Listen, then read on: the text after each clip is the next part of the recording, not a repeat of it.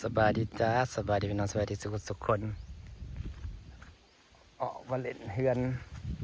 น้องมาสิมาเอาขี้แกะมันมีรถขี้แกะ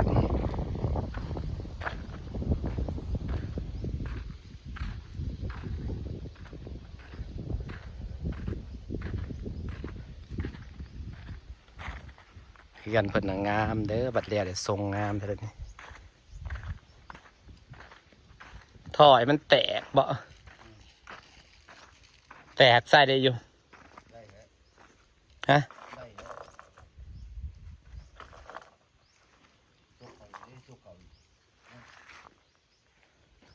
เขาซื้อท่อเท่าไหร่บ่มันบอกขายราคามือสองบ่สาวไปให้ปลาหมูอยู่นี่ปลาหมูยาวอยู่ท้องโกนไหมเลย ฮะโกนไหมเหรอโกน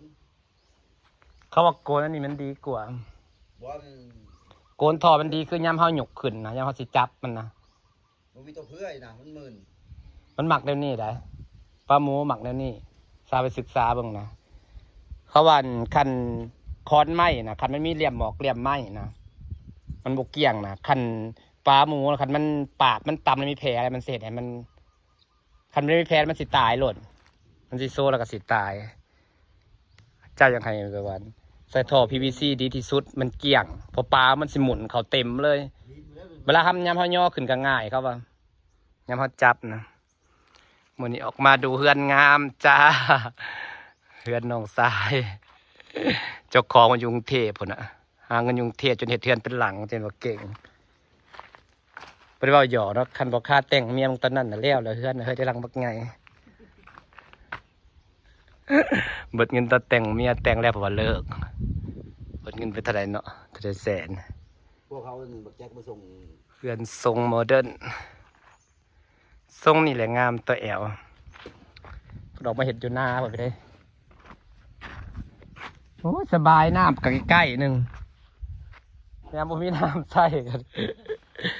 ดึงน้ำอันนี้รถเนาะดึงน้ำน้องร่วมมาโหลดน้ำความว่าใสน้ำน้องร่วมค่ายดอกเจ้าของเป็นสร้างเอียงบริจาคอีกยังเบิดบลายดอกตอนนี้กำลังเบิดสีขาวแสนแล้วแล้วก็ได้แต่โค้งสมัยก่อนเห็ดเทือนเนี่ยซัมนี่เนี่ยสับโค้งมันนี่2-3 หมื่นเลยเดี๋ยวนี้นี่แสนจังเอาอยู่โค้งเฮือนนี่ขนาดเพิ่นใส่ไม้เพิ่นเองได้นี่ไม้เพิ่นลายต้นไม้เพิ่นเต็มอยู่เขารับประกันบ่หัวบ่เฮ้ยไม้มันสิบ่แห้งไปหนาสิบ่เด้งบ่หัวบ่ทางเบิ้งไม่เป็นในตัวใส่เนี่ยทางเบิ้งนั่นแหละอย่าเฝ้าตีเขาก็ที่ดิอย่าเฝ้าตีฝ้าเด้อโอ้ยยามใดพอไม้มันแห้งเป็นหนาเพิ่นมีไม้ลายกับประหยัดตัวบ่อนไม้แหละคันซื้อเล็กกับเท่าไหร่เบิดนี่นางค่าเทิงในซื้อเล็กนี่เบิดจะดอก2-3 หมื่นเลยซ้ำที่ไม้ตัวเห็ดนี่นะประมาณ30,000เนาะสาวห้าบ่เคยซื้อเอาหูนะพี่น้องอันนี้ก็ใส่ไม้เจ้าของกับประหยัดลงเนี่ยจักหน่อยแต่ก็ได้โค้งสนิทกับเบิดเงิน8-9 หมื่นเลยนะพี่น้องถ้าเป็นสมัยก่อน30,000ได้โค้งก็ได้เฮือนนะซื้อมือในของมันแพงเงิน90,000ได้ซ้ำนี่วันได้ยังซ้ำได้แต่โค้งสักนี่ขนาดใส่ไม้เจ้าของเองเด้สร้างกับเจ้าของเองกระทั่งจ้างสร้างสำหรับเฮ็ดเองเนี่ยซ้ำนี่ในห้วย5-6 หมื่นเลย60,000เพื่อเลยซ้ำเฮือนเต็งแรก5-6 หมื่นอันนี้เขาเนี่ยว่าเขาเฮ็ดเองตัวใดเขาจ้างสร้างมาซาเนาะอันนี้ก็เฮ็ดเองเลยเบิดเลยก่ออิฐก่อยังก็เองไปเลย2 ผัวเมียเฮ็ดก็แกกๆกินเดี๋ยวมันก็เละเองเลยข้างหน้าใส่กระจกเบิดก็สิบ่ได้ก่อหลายไปได้นะ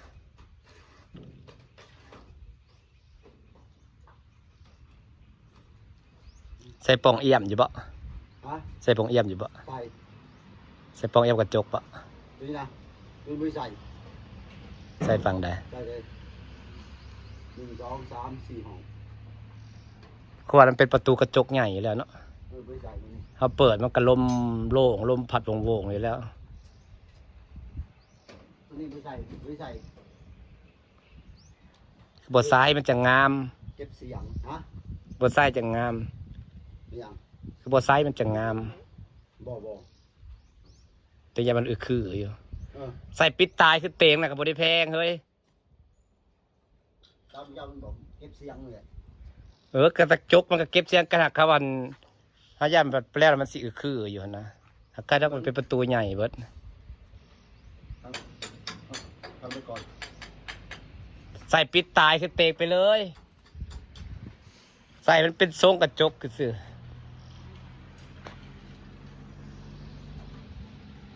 เถื่อนให้ลูกเพิ่นเฮ็ดเถื่อนให้ลูกสาย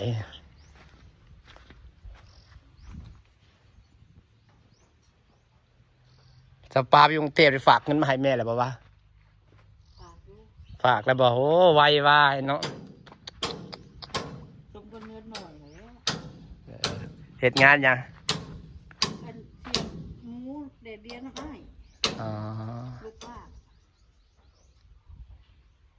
หน่อยเดือน8,000 9,000เดียว ให้หน่อยแฮะ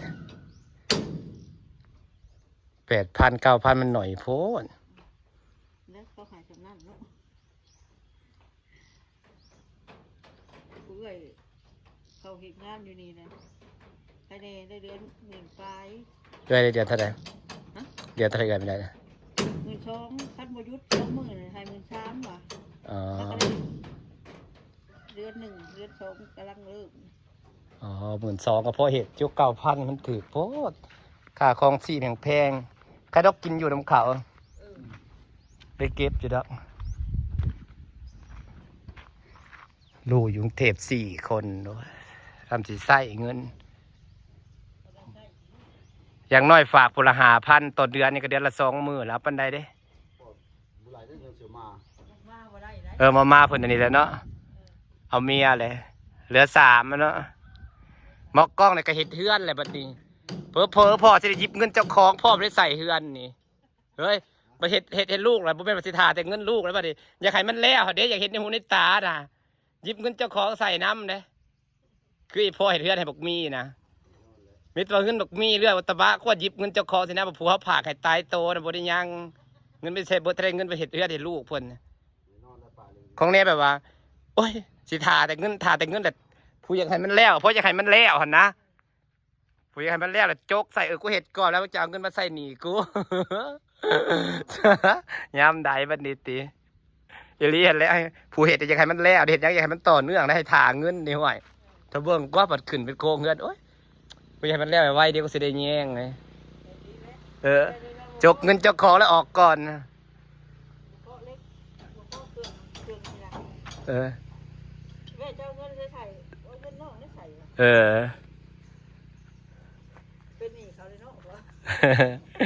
ฝากบรรยากาศเสน่ห์ไปเนาะ มีอันยก ใกล้ดอกอยู่ใกล้น้องรวมน้ำบ่อึด เ